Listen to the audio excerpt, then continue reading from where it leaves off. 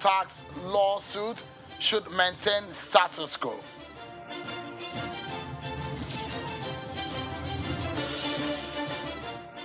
And in the midst of the VAT war, the governor of Lagos State, Babajide Sanwo-Olu, has signed the VAT bill in Lagos into law.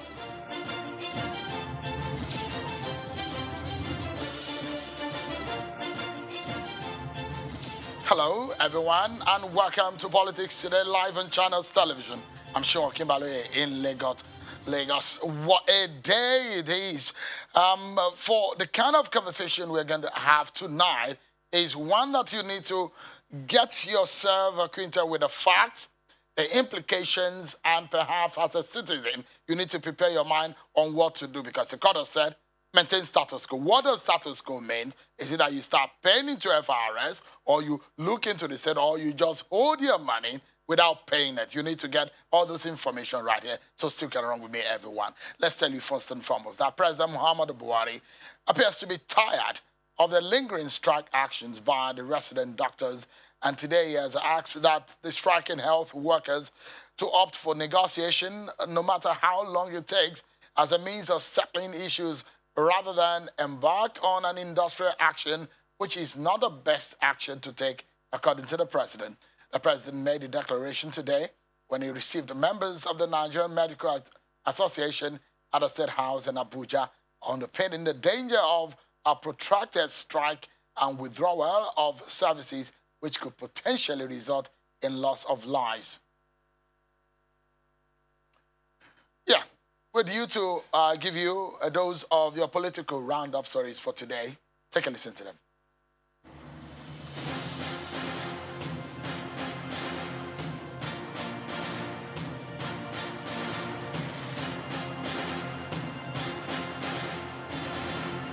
Your Eminence. The Vice President, Professor Yemi Osinbajo, is urging Nigeria's elites to do better and not add to the weakness in the Nigerian society. The Vice President is offering consensus building and mediating elite conflict and competition as a solution. He was speaking at the Leadership Newspapers Conference and Award Night, which held in Abuja. The elite depend on a dubious one, the promotion of tribal and religious fault lines for legitimacy. So the attacks we see on law and order are themselves symptomatic. In the same vein, former President Goodluck Jonathan is asking Nigeria's political elite to show commitment to peace in words and in action, insisting that pursuit for peace in Nigeria cannot be achieved without paying the necessary attention to justice and equity. The former president stated this in Abuja at a public presentation of a research report on terrorism and banditry by the Goodluck Jonathan Foundation. The crisis facing us today requires sacrifice and urgency of actions from all stakeholders. And the River State Governor, Nyesom Wike, has inaugurated a state tax appeal commission and charged them to enshrine a new culture in which taxable persons and entities will comply with the relevant tax laws in the state without hesitation. Governor Wike gave the charge after swearing in the River State body of tax appeal commissioners at the Government House, Port Harcourt, on Friday. I have confidence in you that you'll be able to lead your colleagues, your members, to do the right thing. Well, staying in Port Harcourt, a high court in the state has affirmed the suspension of Mr. Uche Secondus as a member of the People's Democratic Party by his ward executives. The judge affirmed this in a judgment delivered on the originating summons filed by some members of the PDP in River State, seeking the interpretation of the constitution of the party, whether Mr. Secondus is entitled to enjoy the rights and privileges of a national chairman of the party, having been suspended by the executives of his party in Ward 5, Ikuru Town, in Andoni local government area, who accused him of involvement in anti-party activities.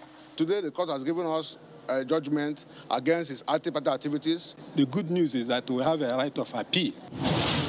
And the enforcement of the anti-open grazing law has commenced in Ondo State as men of the Amotekun Corps have apprehended over 50 cows and 2 herders near Ikare Akoko for violating the law.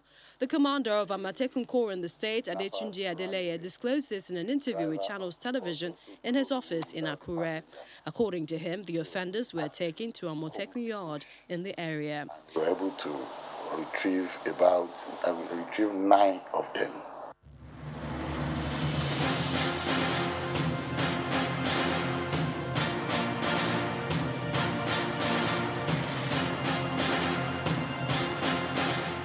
So let's begin, everyone. The legal tussle over the valued added tax VAT took a rather new turn today. The appeal court in Abuja has ordered parties in the VAT dispute with the FRS to maintain status quo and refrain from taking action that would give effect to the judgment of the Federal High Court in favor of Rivers State in the VAT dispute.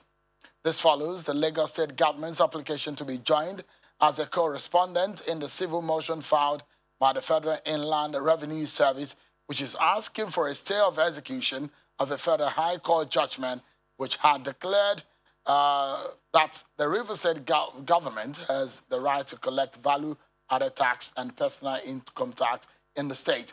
The application was made on behalf of the government by the Attorney General of the Lagos State, Moyosore Onigbanjo, SAN. Yet that the interest of Lagos State is at stake, stressing that if it is not joined, it amounts to a breach of fair hearing. He urges the court to take the application for the joinder first before the application for the stay of execution. The counsel to the FRS, Mahmoud Magaji, however, urges the court to hear the main application first, as that was of utmost priority. Meanwhile, as that was happening, the Lagos State Governor, Babajide Sanwo-Olu, signed into law the state value-added tax bill after it was passed by the State House of Assembly yesterday. According to a statement signed by the Commissioner for Information and Strategy, Benga Omotosho, the governor signed a bill for a law to impose and charge VAT on certain goods and services by this act. The bill has now become a law. Governor Sanwo-Olu signed the bill after returning from an official trip to Abuja. Also, the Lagos State House of Assembly passed the bill prohibiting open cattle grazing in the state.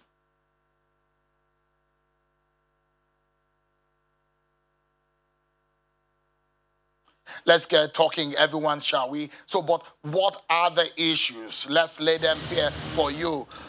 We're looking tonight at the legal and economic implications. Who loses, who benefits, the issues of fiscal federalism. Those are up for discussion tonight. But exactly, what is the bottom line? In the VAT war, the issues of equity are right. One claiming the right, another saying it's a matter of equitable distribution of these, some of what is being taken. So let's get to it, everyone. I have joining me virtually a panelist that will help give a sense to all of this and break them down. I have a senior advocate of Nigeria, Mr. Ebunolu Adegboruwa, he joins us virtually, and also Dr. Muda Yusuf, an economist and a former DG of the LCCI. Equally, we have Mr. Yomi Fagbenro, West African tax leader at the Deloitte. And from our Abuja studio is Mr. Emmanuel Anyegbolam, the Executive Director, African Center for Parliamentary and Constitutional Studies. He's also a lawyer. Let's begin with the Senior Advocate of Nigeria, Mr. Ebunolu Adegboruwa. Thank you so much, Mr. Adegboruwa, for your time tonight. Give us a sense of what that pronouncement of court is today, that stay or what they call status quo to be maintained. What does this mean? Thank you very much for having me. It's been reported widely that the Court of Appeal sitting in Abuja today directed parties before it in the pending appeal to maintain the status quo whilst the rest of the appeal is being heard. Generally, in law, when a court is seized of the facts of a case, you are supposed to allow the court determine the issue on the merits. You are not supposed to resort to self-help or take steps that may overreach the hearing of the appeal on the merits, so that even if judgment were to be granted, it may have become like a fait accompli, whereby parties may not be able to restore themselves to positions which they were before the appeal could be heard. So I take it that first is to know that the order should be limited to the parties to the appeal. And to that extent, I think it is the Rivers State government and the Federal Inland Revenue Service. Now, to that extent, I believe that an order of court should ordinarily be limited to the parties before the court, because a court will not have jurisdiction to make an order against the whole world. So that takes us to the issue of the involvement of the Lagos State government.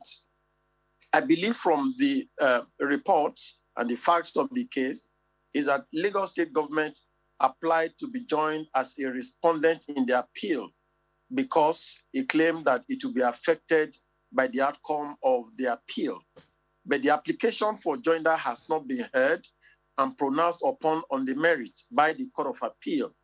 So to that extent, it's a matter for consideration whether Lagos State government can be bound by the order when it has not been officially joined as a party in the suit, because for all intents and purposes, the application for joinder could be refused by the Court of Appeal and it may be granted. So it will be speculative, therefore, and overreaching for anyone to extend that order to the Lagos State government that has not been joined officially as a party in the suit. Then the second issue, which you have alluded to, is to define the meaning of status quo. Naturally, it will mean the position the parties were as of the time the order was made. And if we are to interpret this in this circumstance, you will know that the subject matter of the appeal is the power of Rivers State government to collect value-added tax. Now, after the judgment of the Federal High Court in Port Harcourt, the House of Assembly in Rivers State, rightly or wrongly, has since passed a law authorizing the collection of value-added tax in Rivers State. Yesterday, the House of Assembly in Lagos State also passed a similar law, and that law has since been assented to by the governor of Lagos State today. I doubt whether these two pieces of legislation are subject to the appeal pending. If they are not, specifically, it therefore means that the order to maintain status quo will not be extended to legislation that are already pending, because it is not the practice of the court to interfere in the exercise of authority of other arms of government, especially the legislature. So until that law is brought before a court and a pronouncement is made one way or the other, we cannot extend the order to maintain status quo to a pending and subsisting legislation duly made by the House of Assembly of Rivers and Lagos State. So for me, therefore, the status quo will be in respect of the subject matter of the judgment of the Federal High Court in Port Harcourt. And generally speaking, I think that it would be good for parties to find an amicable means of resolving this. And I say it with all due respect to the federal government and the state government. The All Progressive Congress voluntarily made a promise to the people of Nigeria when it was canvassing for votes in 2015 for restructuring. In its manifesto, Article 1 says that it will amend the Constitution to achieve devolution of powers, to achieve state police, and then also ensure that there's fiscal federalism. What is going on now is beyond value-added tax. In various other areas of our national life, we must begin to find a way to shed weight of the federal government, to allow the states to exist, to allow the local governments to exist, and to run a proper federation, and so that we can stop this feeding bottle federalism that we're operating, whereby people go to Abuja on pilgrimage every month to collect bailouts. So I think that is at the core of it. And it is because the APC has reneged on its promise for devolution of powers and amendment of the Constitution that people are resorting to litigation. And this is not new. And indeed, I must commend the Rivers State government and the Lagos State government. You will recall, Sheung, that once in the life of the administration of Bola Ahmed Tinubu, the senator who ruled Lagos State for 8 years, he challenged the power of the federal government over urban and regional planning. And that was a form of devolution of powers. He also challenged the power to create local governments.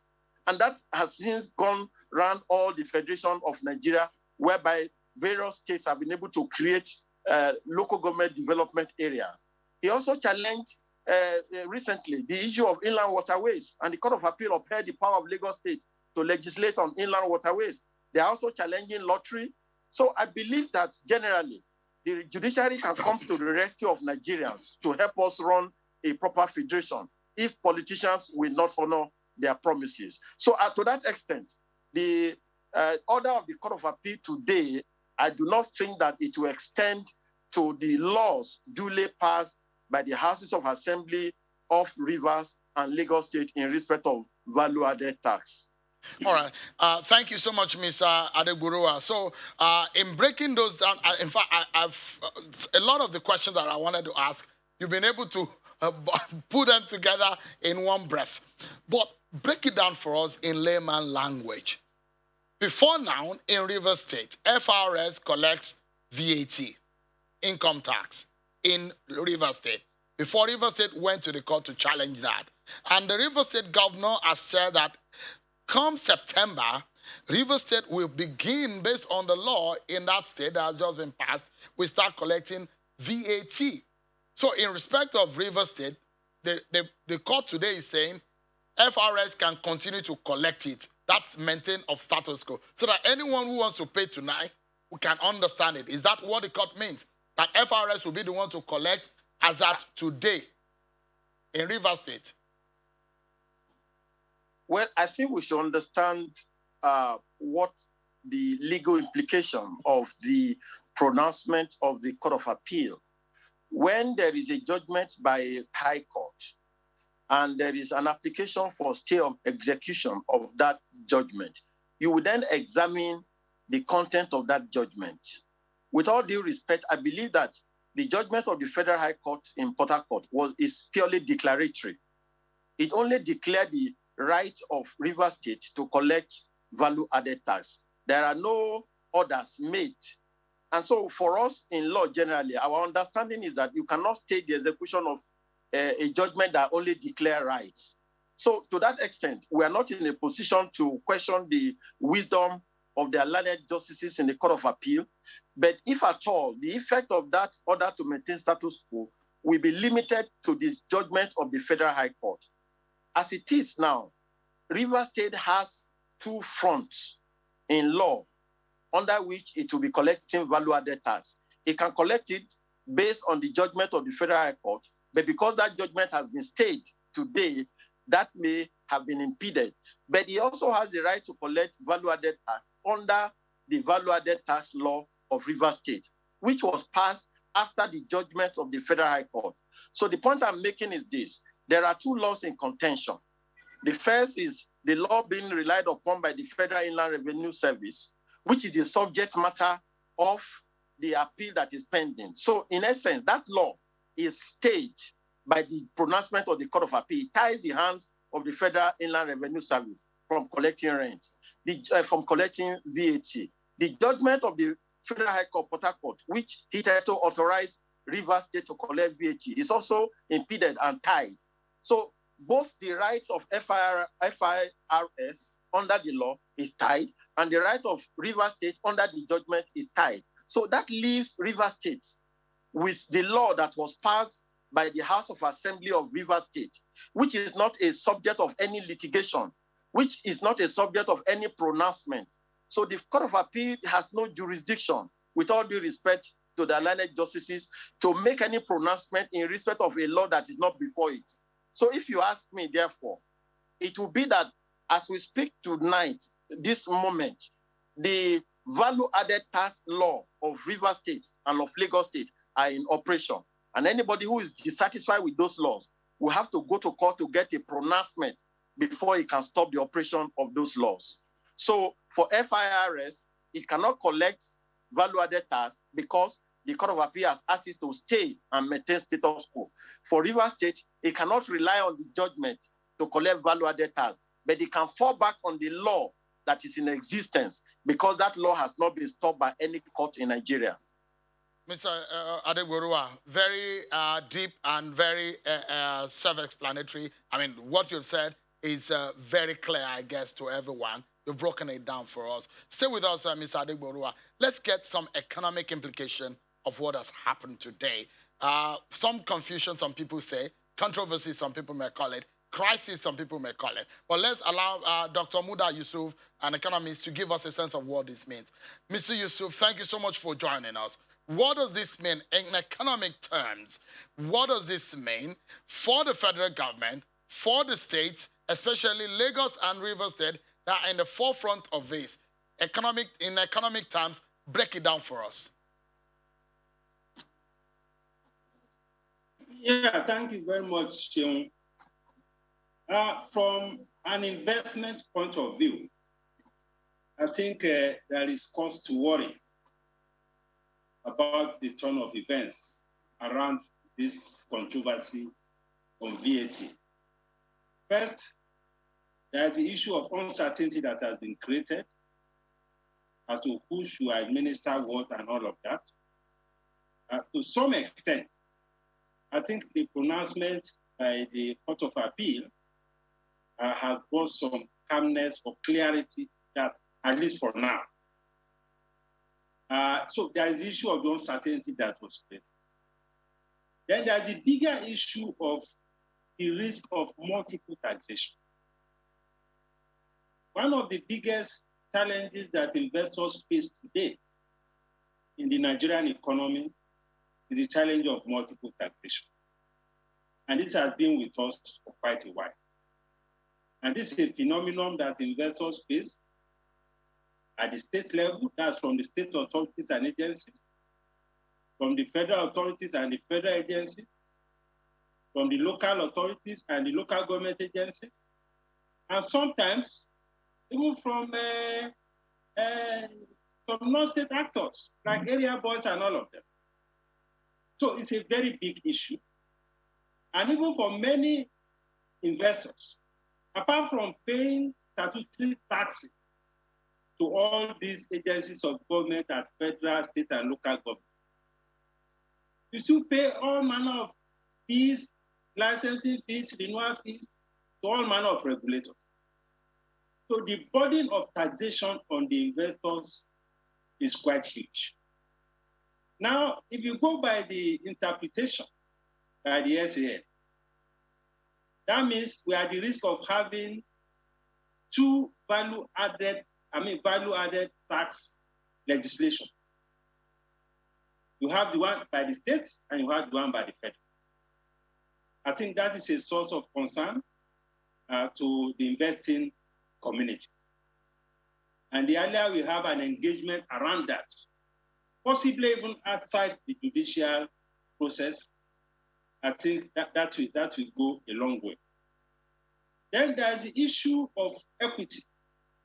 I know this matter is sub judice, so I'm not commenting on the legal aspect of it. I'm just looking at it as it affects investors and the investing community. Now, when you collect tax, particularly something like VAT, there's a correlation between the amount of tax you collect, the volume of economic activities that takes place in a particular geographical jurisdiction, and the amount of what we call negative externalities that are created. And when I say negative externalities, I'm talking about some of the fallouts of the economic activity that generated the tax revenue in the first place. Take, for example, the activities at the Lagos port. Yes, it's a federal tax and all of that that are collected there. But by virtue of all the activities at the ports, we know the implication of the port activities on the infrastructure in Lagos State. We know the implication of that for, the social infrastructure, the hospitals, the roads, the educational system, and all of that. Waste management, even crime, and the generation of slums. So a lot of these activities generate externalities which are not being reckoned with. So from the point of view of equity, I think it makes sense that in any jurisdiction where a particular revenue is being generated, a significant proportion of the proceeds should go to that entity. in order to be able to support the infrastructure and facilities that the states provide to support those economic activities. Take a state like Ogun State. Ogun State has perhaps the largest concentration of manufacturing firms. And if you look at Ogun State, with the multitude of industries that they have, what are they getting from those industries? The company tax doesn't come to them. The VAT doesn't come to Ogun State. The import duty doesn't come to them. The education tax doesn't come to them. The only thing they get, essentially, is pay. That is the amount paid by the staff. And in a manufacturing setup, 90% of the staff are low-income earners. So where is the equity? That is why you go to Agbara, you go to Ogba, you go to all these Songwater, all these industrial estates. The state is struggling to provide facilities to support these factories and these manufacturing firms. So from the point of view of equity, there has to be a very strong relationship between revenue that is generated and what is given back to the jurisdictions that generate that revenue because of the negative externalities that those economic activities generate. Then there is the issue of the ease of administration. Because in the management of tax, we need to look at the ease of administration. If it is easier for the federal to collect, so be it. But what is most important in all this conversation is the equity in the allocation of what is collected. I think that is the most important thing. So that is why I think that beyond the legal engagement, there has to be other conversations to address the issue of equity in the way these things are distributed. If only to compensate for the pressure of economic activities on those states that are providing, that are generating the bulk of this revenue. It's a question of equity, justice, fairness, and even morality. So those are the things. I think that is where the emphasis should be. But it is also important that we deal with all these matters as expeditiously as possible, whether it's in the legal space or in the engagement space or whatever. In every ramification, it's a conundrum of some sort, which needs to be unboxed, and the federal and the state governments, the constituent unit within this policy needs to sit at the table and agree, because there will be some kind of confusion. But on this program tonight, we're trying to give our audience some kind of knowledge on the kind of decision they need to take as a citizen. And so we take a break. When we come back, we still have a tax expert that will give some more insight. And Mr. Gulam is still in our Abuja studio to give what exactly on how we can break this down so that the state and the federal government, the exclusive and the concurrent list in our constitution can be maintained in a reasonable way. Of course, Mr. Ebonolu Adegboruwa is still with us, with Dr. Muda Yusuf and Mr. Yomi Fagbenro, all of them on the program tonight to give you insight. Stay with us. We'll be right back, everyone.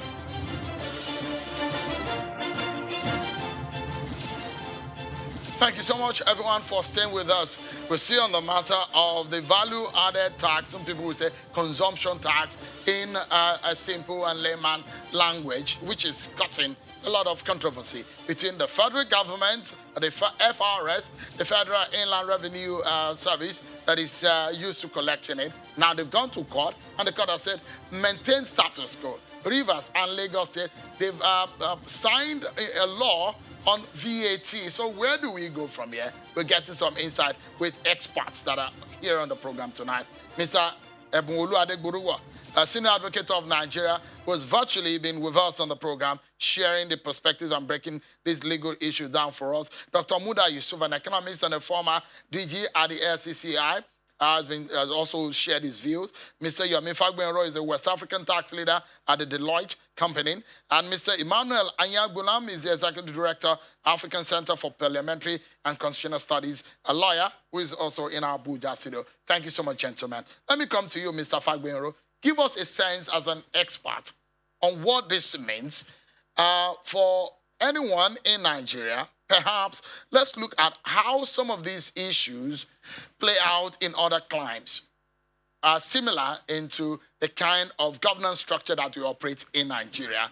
What is obtainable in climes that are closest to us, and how do you assess what is happening presently? All right. Thank you so much, Sheung.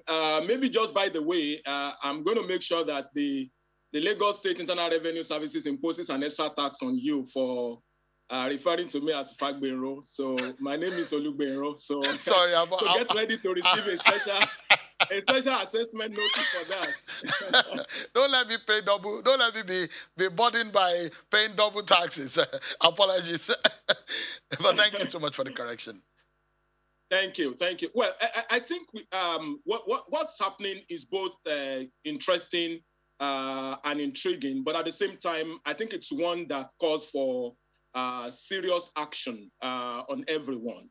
So this matter touches, to the very center of our fiscal federalism conversation, devolution of power, and all of that. And I appreciate the learned perspective that the SAN had brought to this. So he's definitely the most competent person to talk about what all of the legal implications is. Now, but the truth is that one of the fundamental principles of taxation is that of certainty, right? Taxpayer need to know exactly how much it is expected to pay, at what rates, to which tax agency, at what time, and it's got to be convenient.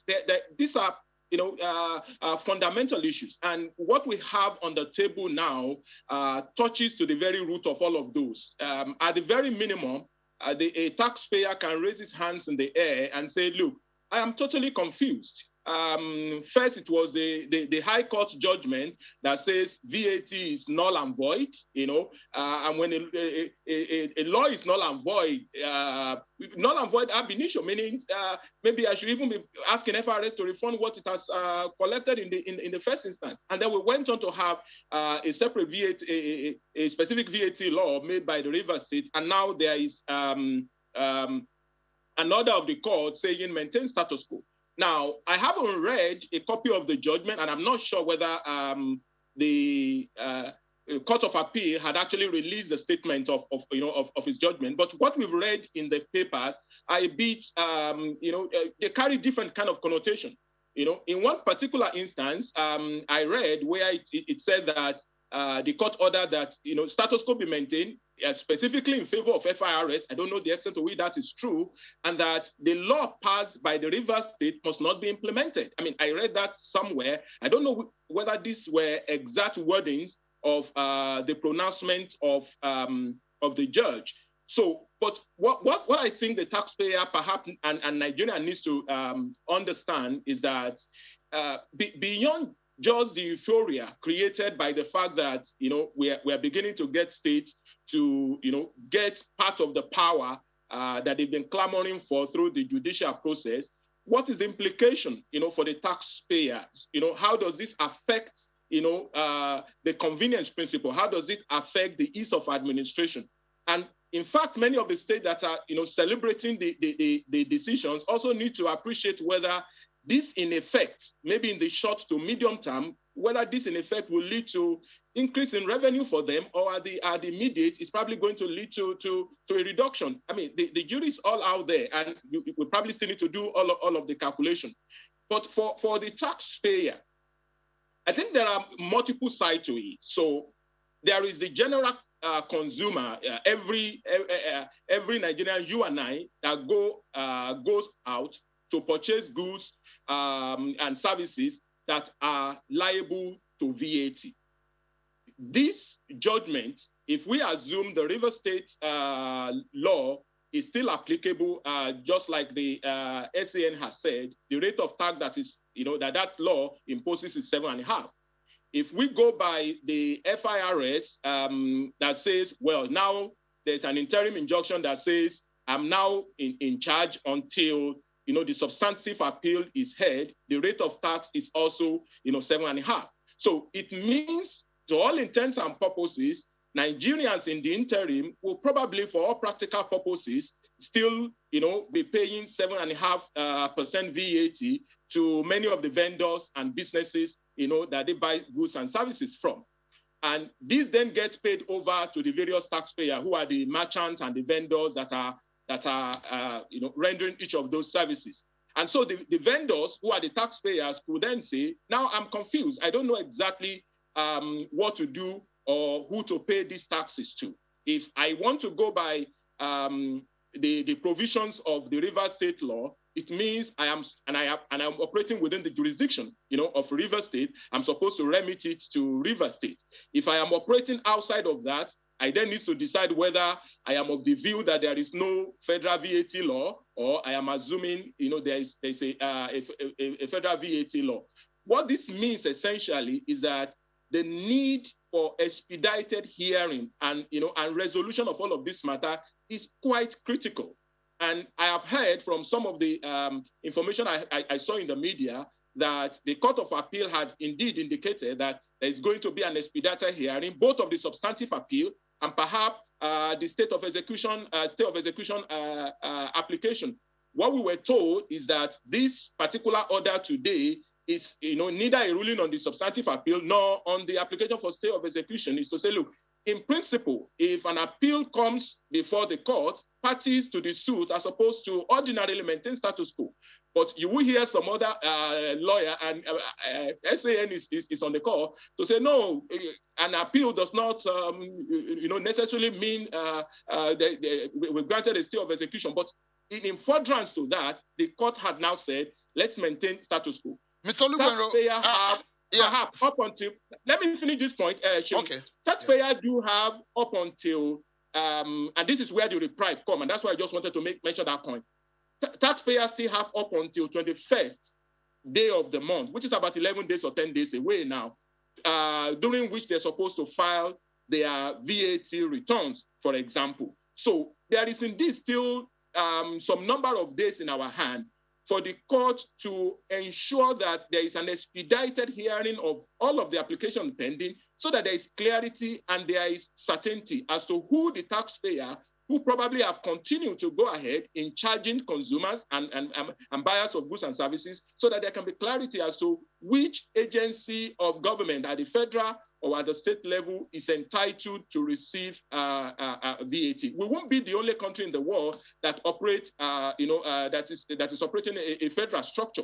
And it's a matter of the law, which some countries have, state consumption tax and have a federal sales tax. Some have only at the state level. It's a matter of how your law had prescribed the practice of your VAT. As we speak at the moment, there's confusion that needs to be resolved immediately and expeditiously, so that consumers, taxpayers can have clarity as to who is entitled to receive the proceeds of the VAT that they have charged prior to and after all of this conundrum that we are discussing this evening. All right. So part of the issues that we have raised tonight, I just wanted to ask you two quick questions before I go to Mr. Anyagbulam. The first is that will any states suffer should we go in the way of states collecting the VAT? Would there be a case where some states will be hurt and some states will retain more? Well, the bitter truth is that the answer is a yes. Some states will suffer. Some states may, if they do things right, may be in a better position. But I can tell you for a fact that it's not going to be an easy one for any state at all, not Lagos State, not even River State. And I'll tell you the reason why. When the collection is done centrally, the collection that FRS is administering as we speak, as imperfect as the system is a product of many years of practice and trying to perfect the system. Probably they've been at it for nearly 3 decades, trying to do the same.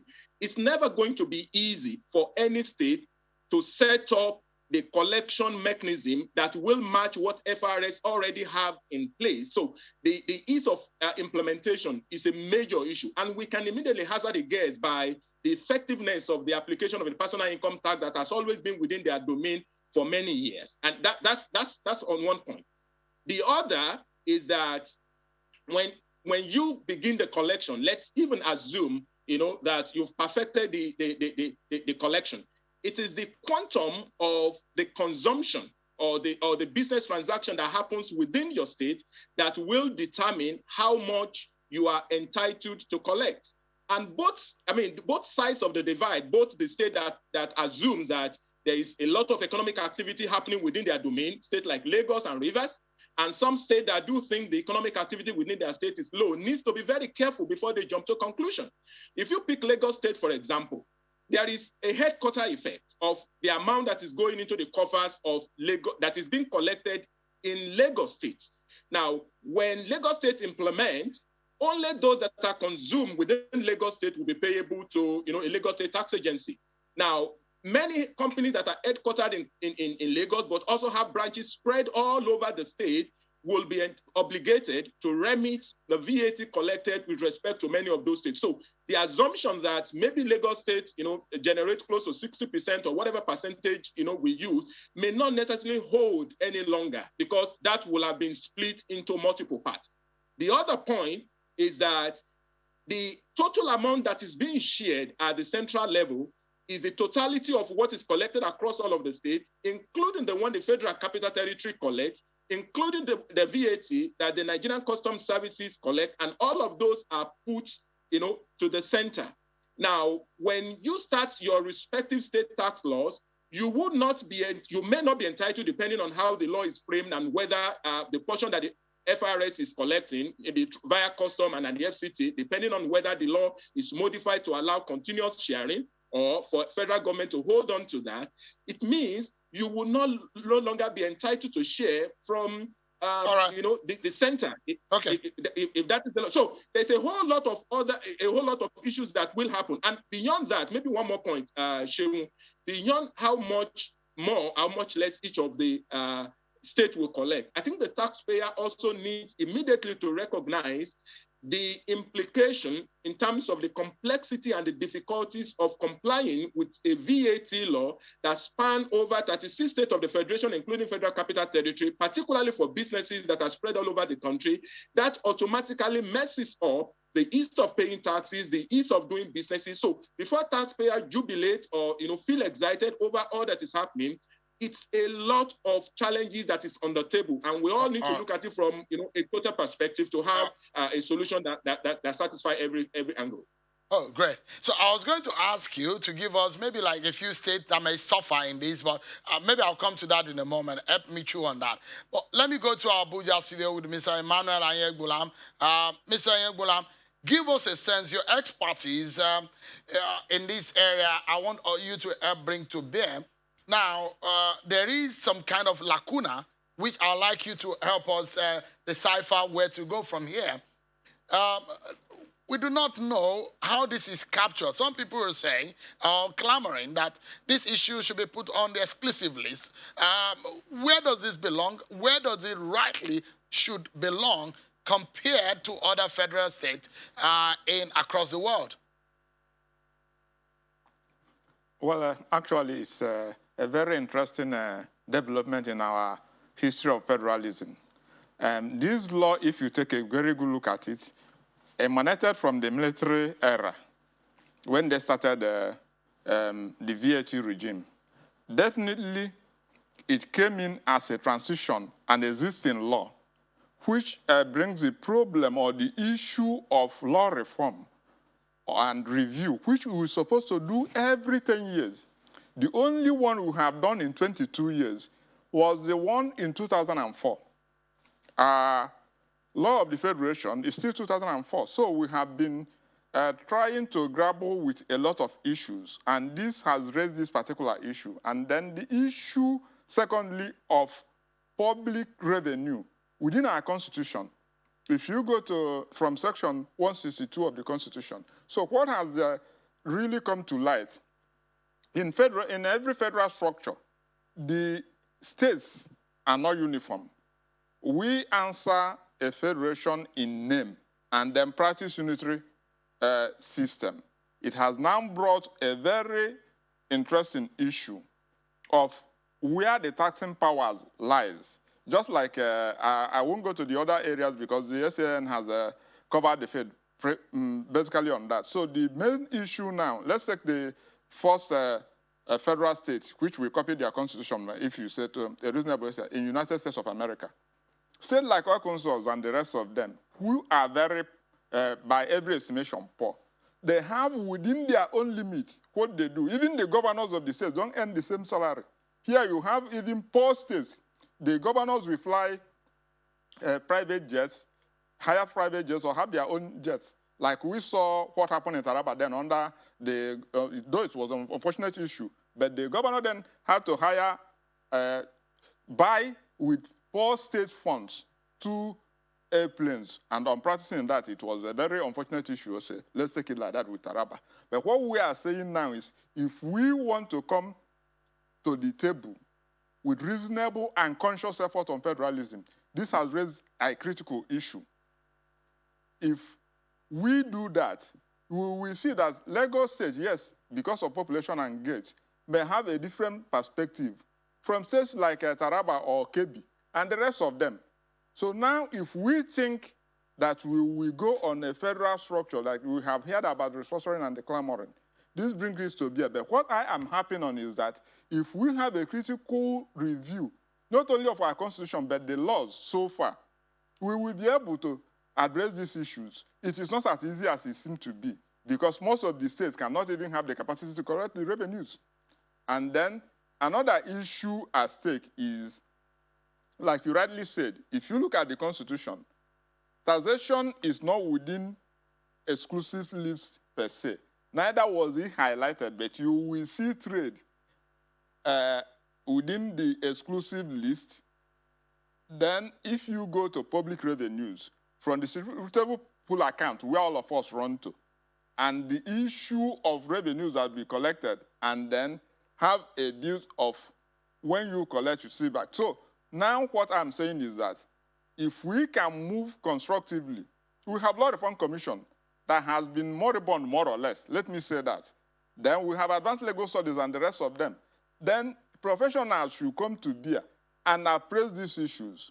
If we allow states, by this example, if they have the competence really to make a law, like the senior advocate rightly said, until you go and challenge these laws and declare them null and void, if not, they are effective laws, because in federalism, there is what? Underlining principle of non-interference in the affairs of the states. So if they have made these laws, but the ultimate issue, take issue of electricity, that is an exclusive issue in the Constitution. Now, who collects? Or do you subject us to double taxation in area of COVID regime and the level of hardship we are going through in this country? So these are the areas we will think of. Then there is VAT on accounts in the banks. If I have that in account, if I have so many accounts, will the states come into it because of VAT? So what we were thinking of is that, like I said, we should go back to the drawing board. Take a holistic look, not only on taxation alone. Most of these decrees are no longer suitable for our current democratic regime. And then the states will now be able to wake up to a clarion call, to know where their own interest lies and where their capacity lies. All right. I have always said it is beyond establishing universities and technology. Some of them have up to 3 of them they cannot run. So effectively, this is a clarion call for all of us to reappraise ourselves and then know what to do. All right, Mr. Yegulam, quickly, let me jump in. I'd like you to touch quickly on this one. There are a few states in the Federation who are also interested in the way Amana, Rivers, and Lagos have gone. But Kogi State has said they won't go in the way of Rivers and Lagos State. I understand that Akwa Ibom and a few states want to go in the manner in which Lagos and Rivers have gone. But in recent time, we've seen state governments and governors that have coming together to challenge the powers and the stance of the federal government, or the capacity of the federal government. We've seen that happen in the issue of the stamp duty. We've seen that happen in the Paris Club refund and how it should be shared, the promissory note, the report that have been circulated. But what do you make of this new trend of the state versus the federal structure? It is a very interesting area because each state is a full entity of its own, who can go on. I appreciated the states going on their own. Then, if other states will join. But the irony is that within 2 steps, you have gone through a typical federal setting. Then you march back 3 years, you see the same states going back again to go on basically unitary stands. They go on uniform stand for 3 steps and then come to federal issue. So if we can have the states take their stance, like we said, in federalism, you have your independence as a component area, then you channel your abilities to what you can do. But the issue is that when we think of a federal structure, on the other hand, we behave as if it's a unitary system. Then the federal government wins the big stick. So if we can do, you've seen when they have roads, they call the president to come and commission roads, which are legacy roads and the rest of them. Then the political parties who have no vision whatsoever, because these are issues for public governance, since we have taken political parties as the only vehicle to elective positions in this country. They have much to do by their programs and actions. And like I have said, VAT is a very old regime in almost every part of the country, of the world. So it should not be a new issue if we are proactive and responsible to the oath we take to protect, defend, and preserve the Constitution of the Federal Republic of Nigeria. And like I have always said, the best law is the welfare of the state. So let us save ourselves from double or multiple taxation. We are not ready, we are not at ease with what is happening with the problems we have in hand. And let this not deepen it. That's my submission. All right, let's close the program now. But I'd like the experts in the room to just share their views, just in about 30 seconds, their final thought. Let me begin with the senior advocate. What's your final thought, just in about 30 seconds? In respect of the implementation of value-added tax? Absolutely, on the matter generally. Your final view on, yes, on this, just in 30 seconds. The Federal Inland Revenue Service is a judgment debtor. A power to collect VAT has been nullified by a competent court. The best that happened today is the suspension of the execution of the judgment. That cannot authorize FIRS to demand tax or collect it. The best would be that this appeal should be had expeditiously. The rights of the party should be determined. There's no confusion at all. Thank you very much. Thank you so much, Mr. Adegborua. Dr. Yusuf, your final thought in 30 seconds, please. Well, I think there is need for expeditious hearing, as the SCN has said. Then there should also be a honest conversation around the issues of equity in the allocation of the proceeds of VAT. And we should, as much as possible, avoid a situation where we're having multiple VAT laws. Because we don't want to end up with a situation where we have the state VAT law and the federal VAT law. As much as possible, we should avoid that, because the investing community already has enough trouble already around issues of multiple taxation. All right. Mr. Olugbenro, your final thought. Well, thank you, Seun. So again, two points. The first is that expeditious hearing of this case is very paramount, is critical. So we need to get our court to assist in providing certainty and clearing whatever is the doubt or confusion that we have in the system. The second is that I think there is a fundamental issue that also needs to be fixed with our constitution.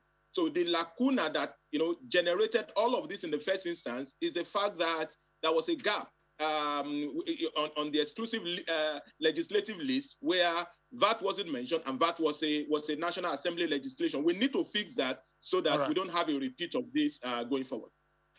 Mr. Ayegbulam, you give us the final word.